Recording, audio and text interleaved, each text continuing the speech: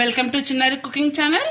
ఈరోజు టమాటా పచ్చిమిర్చి పండిపోయి ఎర్రగా అవుతాయి చూడండి, వాటితో వెరైటీగా పచ్చడి నూరుతున్నానండి. చాలా చాలా టేస్టీగా ఉంటుంది. ఇది ఎలా ప్రిపేర్ చేయాలో స్టార్ట్ చేద్దాం. చలో, పచ్చడికి కావాల్సిందేనండి. టమాటాలు 1 అరకిలో తీసుకున్నాను. 100 గ్రాములు పచ్చిమిరపకాయలు చాలా చాలా కారంగా ఉన్నాయండి, కాబట్టి 100 గ్రాములు సరిపోతాయి. ఒక చిన్న సైజు నిమ్మకాయ అంత చింతపండు నీళ్ళలో నానేసుకున్నా.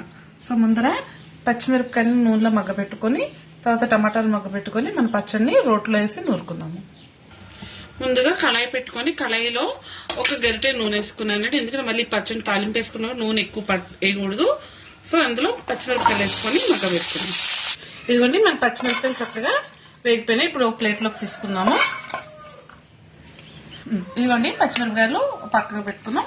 ఇప్పుడు ఇదే కళాయిలో మనం సన్నగా ఒక్కొక్క టమాటాని 4 ముక్కలు చేసుకొని అది వేసుకొని పొయ్యి మీద ఒక గరిటె నూనె వేసుకొని మగ్గబెట్టుకుందాం. ఇదిగో మన టమాటాలు కూడా మగ్గిపోయినాయి. ఈ టమాటాలు, మగ్గిన పచ్చిమిరపకాయలు, ఆ చింతపండు, ఈ వెల్లుల్లి, ఉప్పు వేసుకొని రోట్లో చక్కగా పచ్చడి నూరుకుందాం.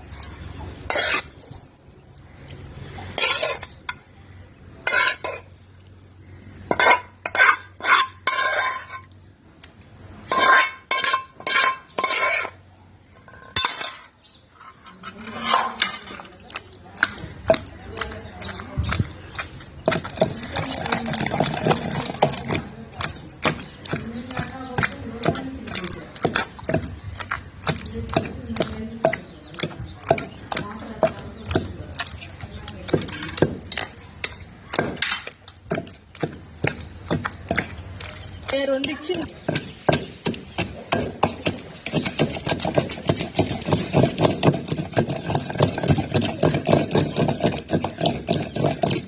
అప్పుడు తీసి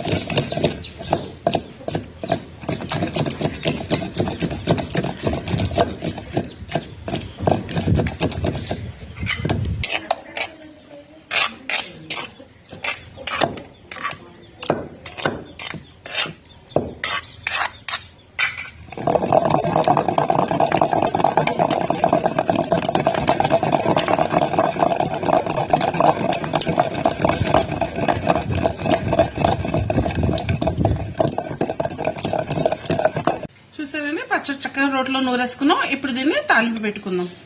ముందు కళాయి పెట్టుకొని నూనె వేసుకుందామండి. తాలింపుకి కొంచెం నూనె ఎక్కువ వేస్తున్నానండి. కారం పచ్చిమిరపకాయలు బాగా కారంగా ఉన్నాయి, అందుకని నూనె కాగంగానే నూనె కాగిందండి. ఇప్పుడు కొంచెం ఆవాలు, జీలకర్ర, పొట్టుపప్పు, అలాగే పచ్చనగపప్పు,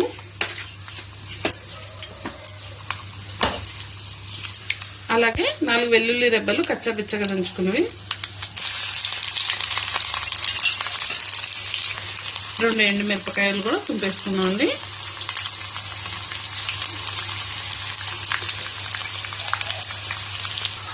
అలాగే పచ్చికరివేపాకు, చిటికెడు ఇంగు వేస్తున్నానండి. ఒకసారి కలుపుకొని మనం పచ్చడిలో కలుపుకుందాం.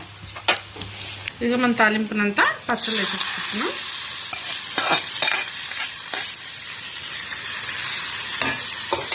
అంతేనండి, తాలింపు కూడా వేస్తాం. మన టమాటా పండు పిలిచి పచ్చడి రెడీ అండి. వేడి అన్నంలో 1 స్పూన్ నెయ్యి వేసుకుని పచ్చడి తింటే సూపర్ ఉంటుందండి. నా వీడియో కనుక మీకు నచ్చితే నా ఛానల్ని లైక్ చేయండి, నా ఛానల్ని సబ్స్క్రైబ్ చేసుకోండి.